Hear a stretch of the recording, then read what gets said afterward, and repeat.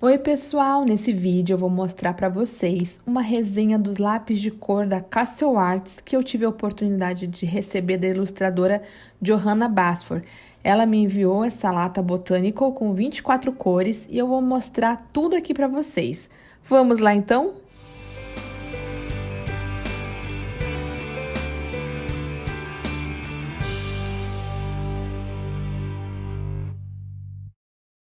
Bem, pessoal, eu recebi esse material da Johanna Basford, que veio com o último lançamento dela, o livro World of Wonders, e foi uma surpresa muito agradável receber esse estojo de lápis de cor.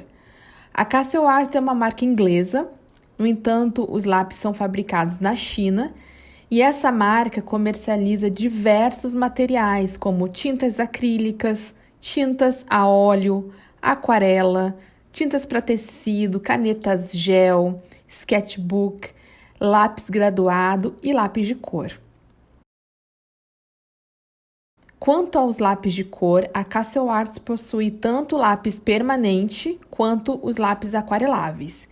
E existem diversos kits, gente, mas eu pude perceber pelo site oficial que os kits, eles têm em geral 72 ou 120 cores e depois vão existir os estojos especiais com 24 cores.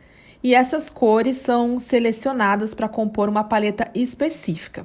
5 paletas, por exemplo, levam o nome de pintores famosos e as cores escolhidas de cada paleta seguem a influência das obras desses artistas. Então, nós temos o kit Cézanne, do pintor francês Paul Cézanne, que foi um pós-impressionista. Também tem a lata do Sandro Botticelli, que foi um pintor italiano renascentista e ele fez muitas pinturas religiosas e pintava muitos retratos.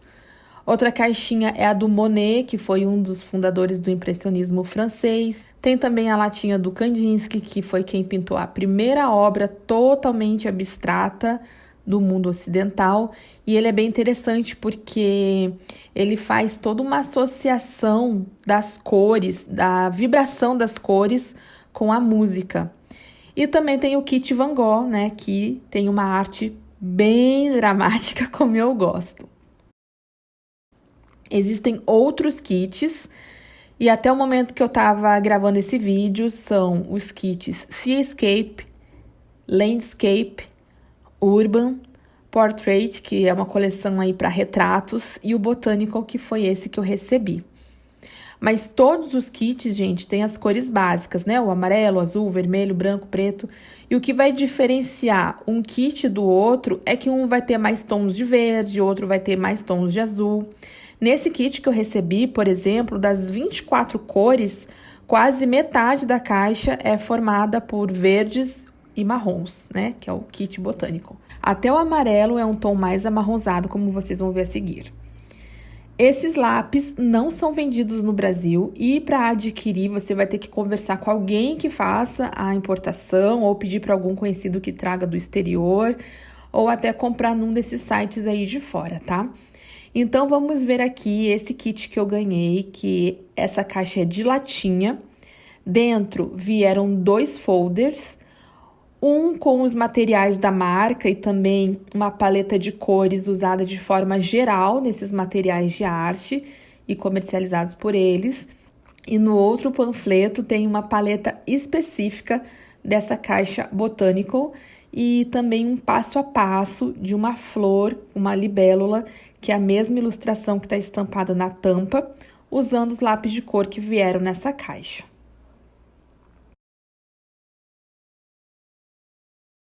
O lápis, ele é redondo, fechado em uma das extremidades, e isso é muito interessante porque protege a mina.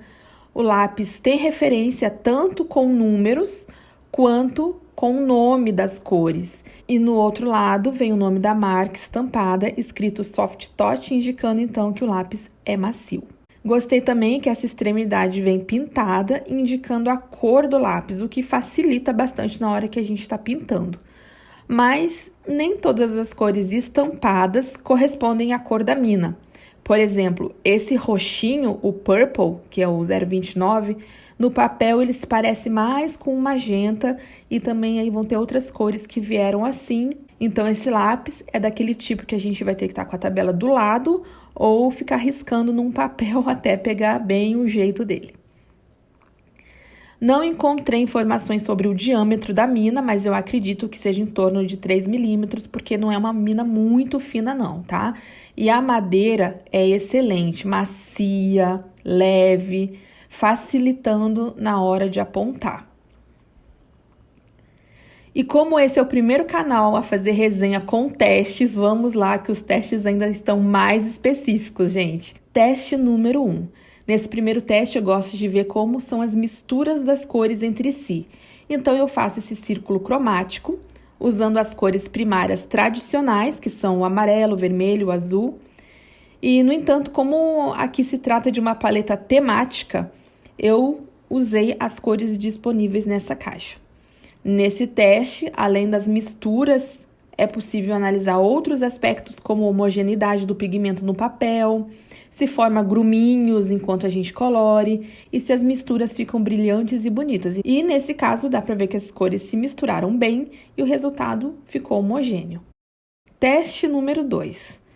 Esse segundo teste é o teste do lápis branco, é um teste sempre presente nas minhas resenhas, porque eu adoro esse efeito de arrastar o pigmento com lápis branco, e nesse caso eu acho que o resultado foi bem bom, nos permitindo aí uma série de efeitos nos nossos coloridos. O terceiro teste é o da borracha. Às vezes a gente erra, borra e de fato precisa apagar, mas a borracha ela também é usada como recurso para efeitos na pintura com lápis de cor. Então nesse teste eu usei uma borracha comum, um lápis borracha, a borracha de precisão monozero, borracha elétrica da Tirol e também uma borracha limpa-tipos. Todas as borrachas, gente, tiveram um bom desempenho e eu gostei bastante.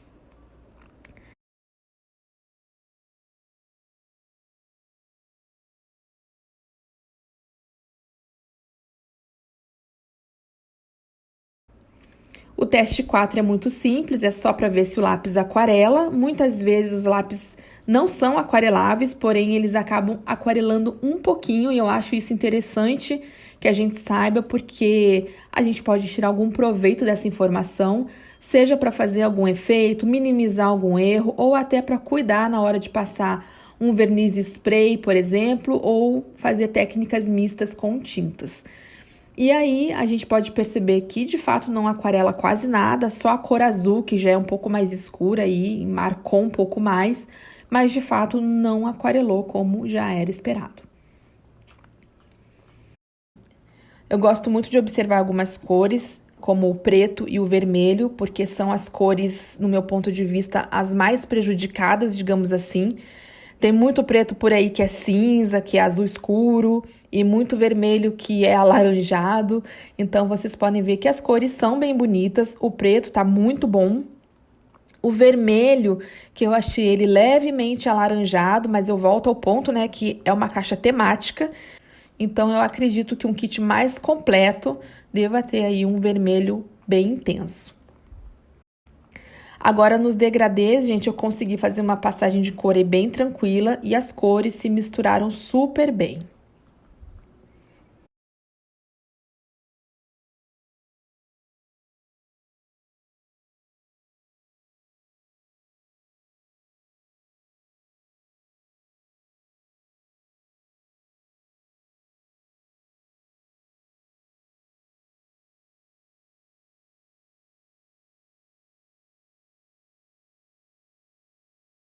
Nesse teste número 5, eu verifico quantas camadas eu consigo fazer, e aqui são 10 quadradinhos, ou seja, nesse caso foi possível fazer 10 camadas leves sem maiores problemas. Teste de número 6 é o teste do Blender, e no primeiro retângulo a cor tá pura, né, bem preenchido, e nos retângulos seguintes, então, eu vou usar Blender da Derwent, da Polycolor, Prismacolor, Caran d'Ache e, por fim, o solvente. Inclusive, gente, eu faço esse teste depois que eu termino os outros, porque o cheiro é bem forte. E aí a gente pode perceber que todos os blenders deixam as cores um pouco mais claras do que a original, mas todos funcionaram super bem com esses lápis da Castle Arts.